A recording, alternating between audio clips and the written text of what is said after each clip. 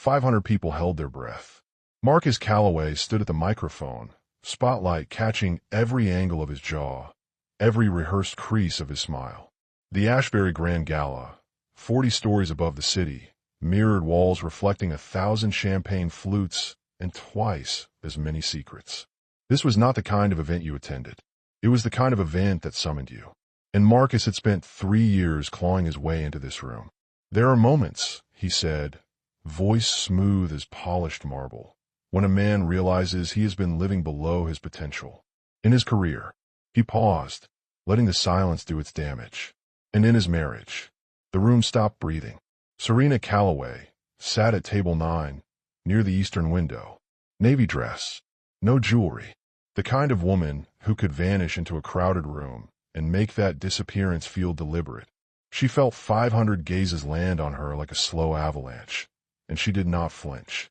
She did not look away. She simply watched her husband cross the ballroom floor, take the hand of a woman named Natalie Crane, and sink to one knee. The gasps came in a wave. The ring caught the light. Natalie's smile stretched to its maximum performance. Marcus beamed with the particular relief of a man who had just detonated a bridge and mistaken the explosion for fireworks. But Serena was not watching the proposal. She was watching table 2. 3 people in gray suits. No name tags. The particular stillness of people who did not need a network because the room already knew who they were. One of them, a man named Douglas Pemberton, had already opened his phone. And somewhere across the city, in a private compound that housed 12 obsidian black Bugattis, every engine was already running. Nobody in that ballroom understood yet. Not Marcus. Not Natalie. Not Judith Calloway. Marcus's mother, stationed near the bar with satisfaction spreading across her face like a slow stain. The 3 people at table 2 were not just attorneys. They were board members of Hargrove Dynamics, a $500 billion tech empire with no public photograph of its incoming heir. And every single person in that room who mattered, every titan, every legacy name, every quietly powerful face, already knew exactly who Serena Calloway was. They had known before the gala started. They had come tonight specifically to watch what Marcus would do. And now they had their answer. 12 hours earlier, Serena Calloway was ironing her husband's shirt. Not because she had to, because 12 years of marriage had taught her that small, invisible acts of care were the only language Marcus ever received without argument. She pressed the collar flat, hung it on the door hook, and stood back. The way a woman stands back from something she has poured herself into for longer than she should have. Marcus was already on his phone. He had been on it before his eyes were fully open, and Serena had long since stopped asking who he was talking to at 6 in the morning. But she knew, the way a woman always knows, not from evidence, but from the particular quality of a man's silence when someone specific is on the other end. His name was Marcus Calloway, Regional Director of Calloway Capital Ventures, a mid-tier investment firm built on relentless networking and his mother's inherited connections. He was the kind of man who walked into rooms and immediately recalibrated where the power was sitting. Handsome in the way that photographs well. Charming in the way that only works until someone is paying close attention. And for 12 years, Serena had been paying very close attention. She had married him young, 23, fresh from a grief she had never fully explained to anyone. Her grandfather, Arthur Hargrove, had died 6 months before the wedding, and the version of Serena that walked down the aisle was already carrying something heavy and unspoken. Marcus had mistaken her quietness for simplicity. He had never thought to ask what was underneath it. What was underneath, it would have changed everything. 3 years before that morning, in a glass-paneled office on the 44th floor of a building that carried no public sign, Serena had sat across from Douglas Pemberton, lead counsel for the Hargrove Legacy Trust. The room smelled of cedar and old money. Douglas slid a document across the table with the careful deliberateness of someone handling something irreplaceable. "You are the sole designated heir to Hargrove Dynamics," he said. "Current valuation, $54 billion. The transition of control is yours to time, but until you activate it, Miss Hargrove, nothing moves and nothing is disclosed." Serena looked at the document for a long time. Then she looked out the window at the city below. All those people moving in straight lines, convinced they understood who held power and who did not. "I need more time," she said quietly. Douglas nodded. The trust will wait. It has waited 70 years. It can wait a little longer. She drove home that evening, walked in the kitchen, and made dinner. Marcus came home late. She did not ask from where. They ate in the particular silence of two people sharing a table, but not a life. She said nothing about the 44th floor. Nothing about Douglas Pemberton. Nothing about the $54 billion that now legally and irrevocably belonged to her. Because her grandfather had taught her something that Marcus Calloway, with all his networking and all his charm, had never learned. The most dangerous person in any room is the one nobody is watching. Marcus finished his call that morning, nodded his tie in the mirror, and told Serena, without turning to face her, that his mother would be stopping by in the afternoon to collect a few things. Serena paused. The iron was still warm in her hand. She understood with the precision of a woman who had been bracing for something for longer than she admitted exactly what collect a few things meant. It meant Judith Calloway had already decided.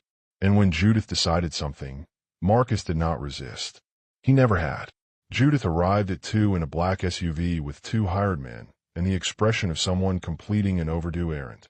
She walked through Serena's home, the home Serena had decorated, maintained, and quietly loved, and she directed those 2 men with the brisk efficiency of a woman who felt absolutely no conflict about what she was doing.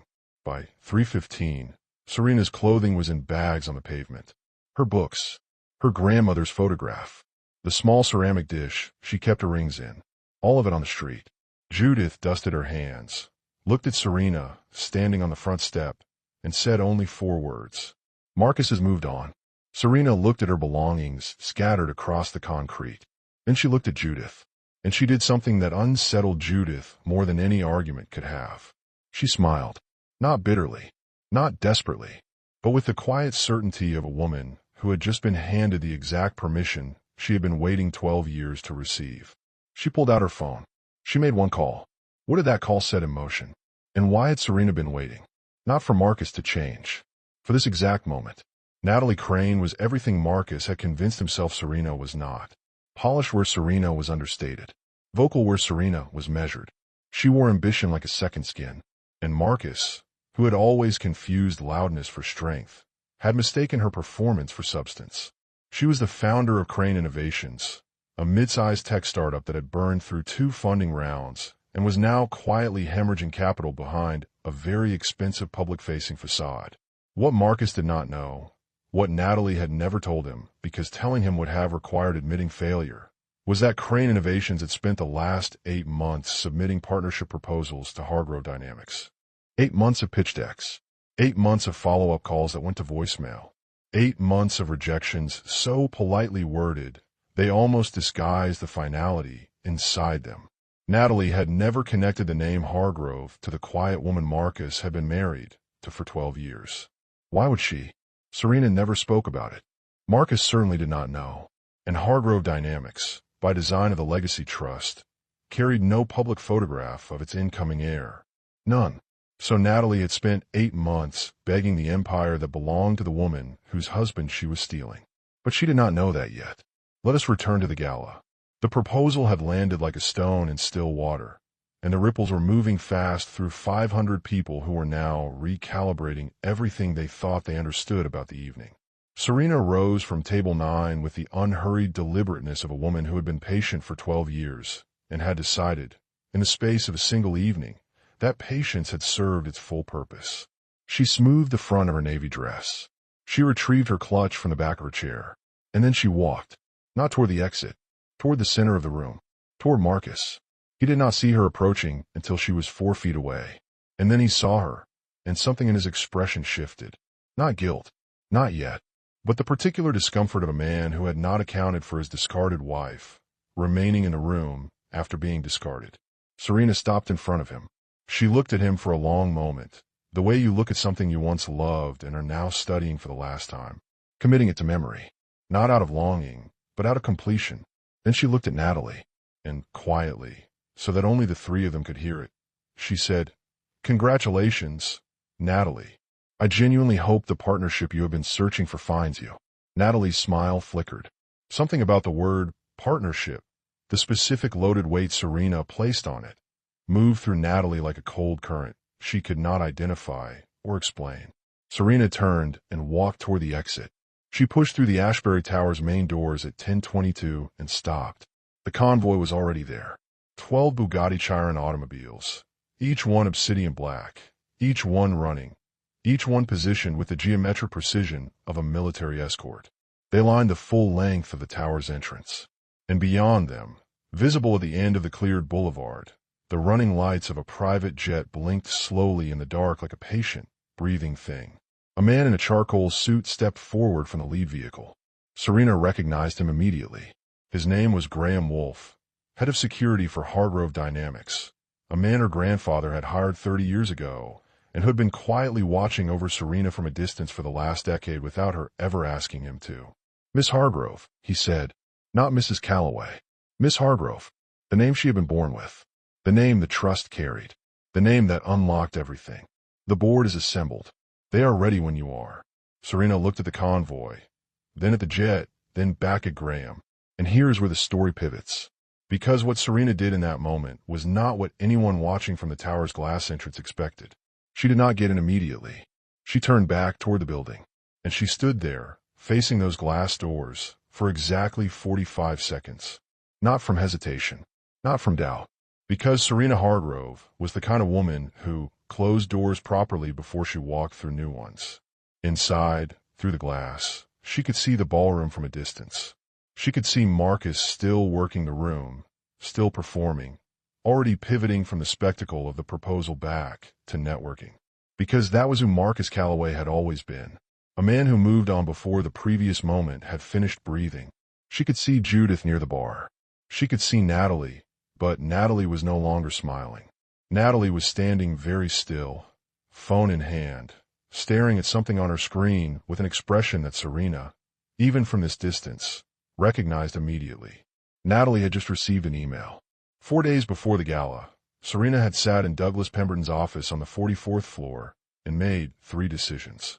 The first was to attend the gala. The second was to authorize Douglas to prepare a formal communication to every active partnership applicant currently on the Hargrove Dynamics wait list. A communication to go out the moment Serena stepped outside the Ashbury Tower's main doors. Not before, the moment after. The third decision was the one that would take Marcus Calloway's entire professional world apart at the seams. Quietly, completely, without a single raised voice. She had signed that authorization with the same calm she brought to ironing his shirts. The email Natalie was reading, the one draining the color from her face in real time in the middle of a ballroom where she was still technically celebrating her engagement, was a formal notice from Hargrove Dynamics. It informed her that Crane Innovation's partnership application had been reviewed at the highest level of the organization and permanently closed. Not rejected, closed. There was a legal distinction, and the email explained it precisely. Closed meant no reapplication, no appeal, no future consideration under any restructured entity or rebranded submission. The door was not locked. The door had been removed entirely. The email was signed, Serena Hargrove, Acting Chair, Hargrove Dynamics. Not Serena Calloway. Serena Hargrove. Natalie read the name 3 times. And on the 3rd time, the full architecture of what she had never understood came down on her like a controlled demolition. Silent. Total. Perfectly timed. The woman she had replaced was the woman who owned the empire she had spent 8 months begging to enter. The jet landed at 4:17 in the morning at Hargrove Dynamics' private aviation facility, a compound Serena had never visited in person, but had seen in photographs her grandfather kept in a leather-bound album he called The Inheritance You Will Grow Into. She had been 9 years old the first time she turned those pages. She had run her finger along the photograph of the airstrip and asked him what it meant to own something that large. Arthur Hargrove had looked at her with the particular patience of a man who understood that some answers were only useful when the person asking them was ready to carry the weight. "It means," Arthur had said slowly, "that one day, when everything around you tries to make you feel small, you will have somewhere to land." Serena stepped off the jet and onto the tarmac. The air was cool and carried the particular stillness of 4 in the morning, the hour when the world has not yet begun performing itself again. Douglas Pemberton was waiting at the entrance. Beside him stood 5 people, the full active board of Hargrove Dynamics, in the particular formation of people who have been waiting a long time and are choosing not to make that visible. The board's senior director, a measured woman named Victoria Sinclair, stepped forward first.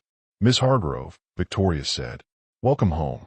Serena looked at her, and for the first time since that morning, since the iron, since Judith's SUV, since the microphone and the ring and the pavement and the convoy, Serena felt something unlock in her chest. Not relief exactly. Something older than relief. Something that felt like the completion of a sentence that had been suspended mid-breath for 12 years. "Thank you," Serena said quietly. "Let us get to work." The boardroom was on the facility's upper level, glass on 3 sides, with the city's pre-dawn skyline visible in every direction like a map of everything that was now hers to navigate. Douglas placed 2 documents in front of her. The first was the formal activation package for the Hargrove Legacy Trust, 63 pages that would transfer full operational control of Hargrove Dynamics to Serena, effective upon her signature. The second was a blacklist authorization. Serena signed the activation package first. All 63 pages. Calmly. Completely. With the same quiet efficiency she brought to everything she did. Then she looked at the blacklist authorization. Douglas spoke carefully. "The trust has provisions for the protection of the incoming chair's professional ecosystem. Any individual or entity deemed to present a conflict of interest, reputational risk, or direct threat to the chair's standing can be formally flagged across our entire partner network, which currently includes 47 of the top 50 global investment institutions." Serena held the pen over it for a long moment. And here is where the story delivers its most important truth. The one that separates Serena Hargrove from every lesser version of this moment. She did not sign it. Not for Marcus. Not for Natalie. Not even for Judith. She set the pen down. She looked at Douglas. "I will not need that," she said. Douglas tilted his head slightly. "The provisions exist specifically for—" "I know what they exist for," Serena said. "But a blacklist requires me to keep thinking about them, and I am done thinking about them." She folded her hands on the table. "What I need is for you to release our full partner network communication announcing the transition of leadership. I need our revised partnership framework published by 6 a.m. And I need a press briefing scheduled for 9. She paused. "Marcus Calloway and Crane Innovations will not need to be blacklisted, Douglas. Because by 9 this morning, every institution in our network will know exactly who I am. And they will draw their own conclusions about the people who threw me into the street." She was right. By 6 a.m., the financial press had picked up the Hargrove leadership transition. By 7, 3 major institutions had quietly suspended their exploratory conversations with Callaway Capital Ventures, pending clarification of relational conflicts. By 8, Marcus's phone had stopped receiving return calls. Not because anyone had been told to ignore him. Because 47 institutions with Hargrove partner flags had done exactly what Serena predicted. They had drawn their own conclusions. Marcus spent that morning calling every contact he had built over 15 years of networking. But the rooms he had spent years carefully entering were closing. Not with dramatic declarations. Not with confrontation. But with the polite, immovable silence of people who had already made a quiet decision. He called Serena at 8:43. She did not answer. He called again at 8:51 and 9:04 and 9:17, which was precisely the moment Serena walked to a podium in Hargrove Dynamics press facility and introduced herself to the world. Not as Serena Calloway. As Serena Hargrove. Natalie Crane filed for voluntary dissolution of Crane Innovations 11 days later. The press attributed it to funding pressures. Those who knew the full story understood it was something simpler. The complete and permanent closure of every door that might have saved it. Judith Calloway called Serena once. Serena's assistant took the message. Serena never returned it. And Marcus, the man who had stood at a microphone in a gilded ballroom and told 500 people he had been living below his potential, spent the following months discovering, with the particular devastation of someone who had always mistaken access for ownership, that every door he had ever walked through had been held open by the quiet woman he had thrown away. He begged. First the institutions, then mutual contacts. Then, in a letter Serena's legal team received and filed without response, Marcus himself. But Serena was not in the business of revenge. She was in the business of Hargrove. And Hargrove was worth $500 billion. There is a memory Serena carries that she has never shared with anyone. 11 years before the gala, Marcus had stood in the kitchen of their first apartment, a small but honest place with second-hand furniture and a window that stuck. They had just received a rejection letter from a venture fund he had applied to. He was angry, the particular hot anger of someone who believes their talent is being deliberately overlooked. He crumpled the letter. Then he looked at Serena, who was sitting quietly at the table, and said, "People like us have to fight for everything. Nobody is going to hand us anything. Nobody." She had said nothing, but she had thought, with a careful private clarity that was her most consistent characteristic, that he was half right. Nobody was going to hand him anything. But that was not her situation, and it never had been. She had chosen, in that moment and in every moment that followed, to stay quiet. Not from weakness, because she understood that Marcus's hunger was not her responsibility to satisfy, and his blindness was not her obligation to correct. She had simply waited. Every cent of Hargrove Dynamics was built on the foundational principle her grandfather had whispered to a 9-year-old girl turning pages in a leather album. The most dangerous person in any room is the one nobody is watching. Serena Hargrove had spent 12 years being nobody. But nobody, it turned out, had been more than enough. And that is the truth this story leaves with you. Not that revenge is sweet, because Serena never took any. Not that silence is power, because silence alone changes nothing. But that the people you dismiss, the ones you overlook, the ones you throw into the street because you have confused their patience for weakness, those are the ones writing the ending you never saw coming. Remember that the next time you decide someone is worthless, because the quiet ones are always listening, and they never forget. If this story stayed with you, if it made you think, hit that subscribe button right now. Every week, we bring you stories that do not just entertain. They challenge, they transform, and they stay with you long after the last word. Drop your thoughts in the comments. I read every single one. See you in the next one.